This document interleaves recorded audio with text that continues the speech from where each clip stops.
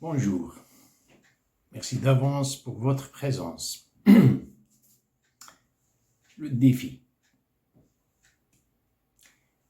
Est-ce que l'inconscience a un défi, travaille pour un défi, une inconscience? Bien sûr, l'inconscience, on dirait, vous avez programmé quelque chose, on est responsable pendant le temps du conscient. On est responsable, on a fait quelque chose pour que il y a un processus, on dirait, d'inconscience qui travaille alors qu'on n'est pas au courant.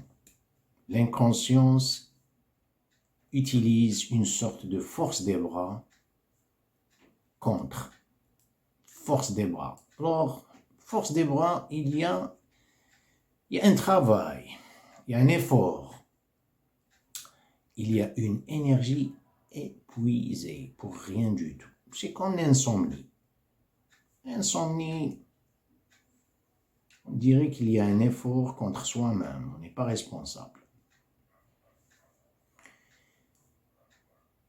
Vous avez par exemple le muscle, un spasme physique, un muscle qui se contracte contre notre volonté, une crampe.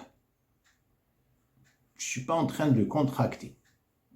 Des fois, c'est à cause d'une température, parce que je nage dans une température, alors vous avez le mollet ou bien la cuisse qui se contracte. L'inconscience, c'est quelque chose, c'est un spasme mental, il y a un effort. Pendant que moi, je me laisse aller, je fais un effort, c'est pas un effort, justement. Je me laisse aller pour dormir, pour reposer, mais je ne peux pas. Il y a un effort qui se fait. C'est l'insomnie. Ou bien la migraine, des fois. Vous dormez, vous avez une migraine. On ne peut pas dormir. Bon, vous essayez de dormir, vous dormez, mais vous vous levez avec une fatigue, vous ne pouvez pas imaginer. Cette fatigue, il y a une énergie qui est dépensée pour un rien. Dans notre vie, on vit comme ça. Je ne sais pas, à propos, j'ai oublié. Je veux juste attirer l'attention de l'audience, c'est quelques mots sur la table. Mon audience, elle est très très mince. 10, 15. Un ami, une amie, je sais. Mais on partage quelques idées, des voix. Quelqu'un qui est en train de naviguer dans cet Internet, il trouve un conseil, quelque chose à partager. Il peut peut-être, sa conception a des idées pareilles, il peut les développer mieux que moi, mieux que celui qui vient de les exprimer. On dit en arabe « as-sadaqa al-jariya ». C'est une charité Jariya continuelle, continue, c'est-à-dire éternelle. C'est-à-dire, si vous pensez à faire quelque chose sur cette terre, vous êtes payé, ne vous en faites pas. Vous êtes payé par le Créateur. Alors, donnez. Vous avez une idée, vous la partagez avec les gens. Et Dieu vous rendra ça, bien sûr, suivant votre intention. Regardez dans le livre, par exemple, je dis le livre majuscule, je veux dire le Coran, le Coran. Vous regardez, vous voyez les peuples dans le monde avec les prophètes. Et ceux qui, par exemple, qui sont contre les prophètes de Dieu, c'est eux qui utilisent le mot du défi. Regardez, vous ne trouverez pas quelqu'un. Les disciples des prophètes ne parlent pas de cette façon. Ils assument une responsabilité. Et les autres, ils sont en train tout le temps de essayer de trouver, par exemple, mis à part les points faibles, mais ils essaient toujours de trouver, de défier. Ils vont assez loin pour mettre Dieu à l'épreuve. Quelqu'un qui a assumé la responsabilité, il est ici sur cette terre pour adoration, pour l'adoration de Dieu. Il ne le fait pas. L'adoration de Dieu, vous n'allez pas faire lui faire une faveur, c'est une faveur pour l'être humain, car sa nature, sa vraie création dans ce monde, pour maintenir son existence, c'est l'adoration de Dieu. Lui ne fait pas ça. Ce qui surgit après is a challenge, un adversaire, une force qui le contrecarrer. Il vit avec des forces fatiguées tout le temps. Il essaye de récupérer ça dans le monde externe. Les enfants d'Israël, ceux qui étaient, on sait bien, juifs, c'est-à-dire on parle de Jésus, Jésus était juif. Mais, pourquoi ils sont contre lui? Lui a demandé une fois, est-ce que votre Dieu peut nous faire descendre une table du ciel? هل يستطيع ربك أن ينزل علينا مائدة من السماء?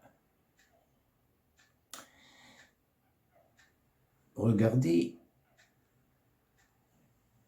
يا عيسى ابن مريم هل يستطيع, est-ce que Dieu peut? Regardez le pouvoir attribué, ce genre de pouvoir à Dieu, lui, l'être humain.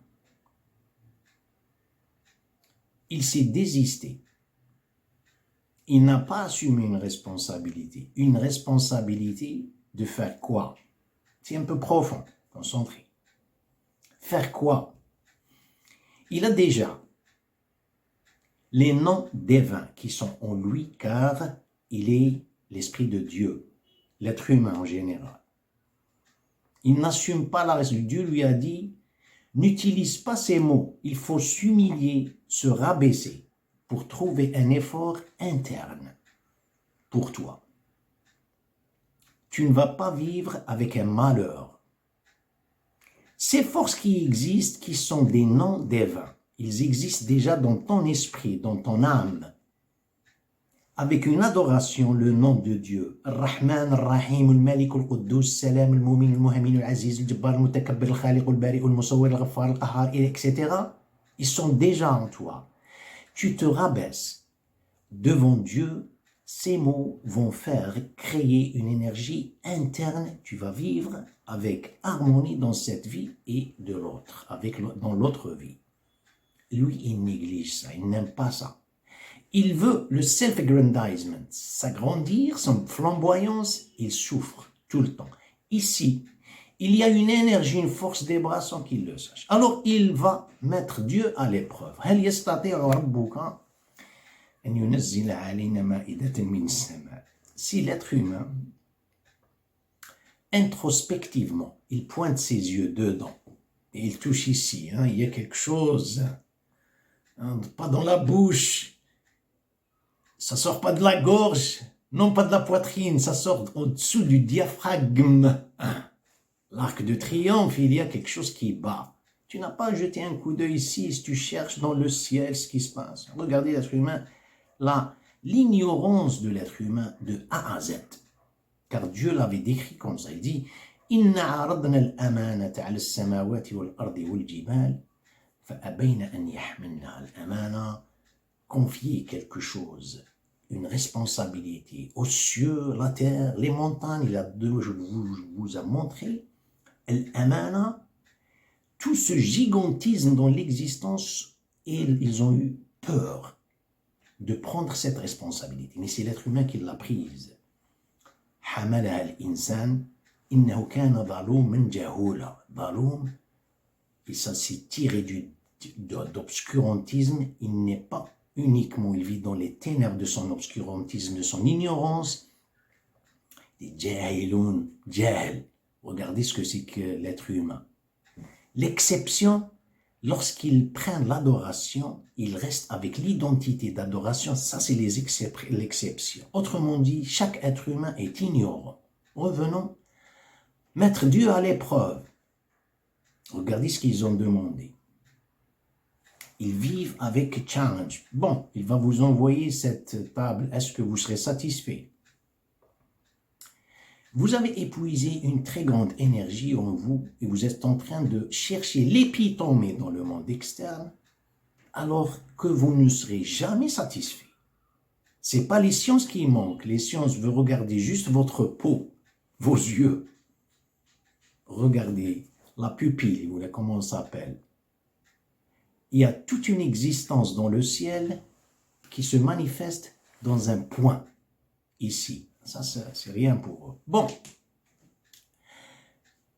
قال اتقوا الله علينا مائدة من السماء قال اتقوا الله إن كنتم مؤمنين. Ils disent, ô Jésus, fils de Marie, est-ce que votre Dieu peut faire descendre une table pour que, etc. Bon, je ne vais pas citer ça. Un autre cas. Qawm Salih. Les prophètes connaissent leur nation, leur peuple. Ils connaissent, ils ne touchent pas les gestes, quand les gens gestent, ce qui se passe, ce qu'ils construisent, ils vont vers quoi? Ils vont vers le cerveau, car ces forces de dehors dans les gestes, ce n'est qu'une réflexion de ce qu'il y a déjà dans le cerveau. Et le cerveau est en dessous l'influence du sacré. Reste à savoir de quel sacré vous parlez. Du sacré du moi, de mon égoïsme, le sacré de Dieu, ou le sacré de Dieu ne vous donne aucune, il vous donne une adoration, si vous respectez ça. Vous ne respectez ça, le sacré devient dans l'idolâtrie, qui est une réflexion de votre égoïsme. Vous adorez ce que vous avez façonné. Le façonnage aura une réflexion sur votre cerveau, un statique, la même chose. Et vous serez tout le temps dans un labyrinthe. Voilà ce qui se passe. Ils vivent avec challenger, ils vivent avec un adversaire, un compétiteur, un adversaire qu'ils ont visualisé et qui est au niveau de leur subconscient. Pour les purifier, Salih, qu'est-ce qu'il leur a demandé? Mis à part l'adoration, la croyance en un seul Dieu, il leur a dit, si, par exemple, Dieu va vous envoyer quelqu'un pour partager la vie avec vous, il va vous envoyer un autre peuple. Ces peuples, le qawm de Salih, ils ont cet adversaire au niveau de leur subconscient. Ils vont les envahir. Ils vont les bombarder. Partager la vie, Dieu va vous envoyer par exemple un animal pour partager la nature avec vous. Un animal, un lion. Ah, ils auront peur. Ils auront de quoi se justifier. Vous dire, c'est l'animal, il y a une férocité. On doit le tuer. Dieu leur a envoyé une chamelle. On dit chamelle, hein? C'est comme ça. Chamelle, c'est la femelle du chameau. Il leur a dit, écoutez, vous avez cette rivière, les ressources naturelles, regardez ce qu'il y a dans la nature. Vous avez ce challenge, vous avez ce genre de force offensive contre autrui qui est là. Il leur a dit, cette chamelle, laissez-la marcher un jour, elle mange de la terre et elle boit de cette rivière. Qu'est-ce que le chameau, l'animal, va prendre de cette rivière? Et le deuxième jour, vous utilisez le mot comme vous voudrez, mais à s'abstenir, qu'est-ce qui se passe ici? Va vous purifier de l'adversaire que vous aviez construit au niveau de votre cerveau, de l'adversaire. Dieu leur a envoyé une douceur. Qu'est-ce que c'est le chameau? Le chameau, il prend un fardeau sur vous, c'est-à-dire il prend des poids. Il reste par exemple, dans une caravane pendant 1 mois, 2 mois. Il vous transporte. Elle est douce, la chamelle. Mais regardez, étant donné que les gens vivent avec cet adversaire au niveau de leur subconscient, et ils se justifient tout le temps lorsqu'ils attaquent, et tout ça, ils l'ont tué, ils l'ont égorgé. يا قوم هذه ناقة الله لكم آية فذروها تأكل في أرض الله ولا تمسوها بسوء فيأخذكم عذاب قريب. Ô mon peuple, voici la chamelle de Dieu qu'il vous a envoyée comme signe. Laissez-la donc prêtre ou manger de la terre et ne lui faites aucun mal, sinon, autrement dit, vous serez un châtiment proche, vous saisira. Vous saisissez, ce n'était pas question de coexistence, car elle boit. Laissez la rivière, elle est là pour vous. Non, l'adversaire est là. Au niveau des peuples, au niveau de l'être humain, il construit l'être humain à l'état d'inconscience lorsqu'il repose, il vient, il repose, il veut reposer. Comment s'appelle le filet là? Je connais ça en anglais, the hammock. Je sais pas, le filet, vous reposez, Costa Rica, vous êtes dans un hôtel, je ne sais pas, 5 étoiles, et vous êtes avec tout genre de plaisir et tout ça. Mais l'empêche, c'est que il y a une inconscience avec un patinage qui travaille contre soi-même. La personne, elle est irritée. Il y a un adversaire. C'est la même chose avec Pharaon.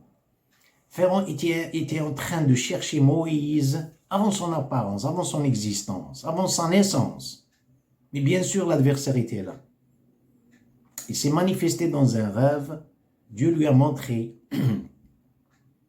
dans un rêve que son royaume va périr, une perdition, à travers les mains d'un petit bébé qui va être né cette année des enfants d'Israël, car l'épitomée de l'ennemi vient du peuple qu'il déteste, qu'il hait, qu'il veut humilier. Il est des enfants d'Israël. Vous saisissez? Alors, regardez ce que c'est que l'adoration, ce que c'est que tasbih, et ce que c'est que rester avec l'unicité, dans oneness of God, l'unicité, qu'est-ce qu'elle vous donne? Regardez la compétition d'aujourd'hui, ce qui se passe. Merci pour votre attention. Que Dieu vous protège et à la prochaine.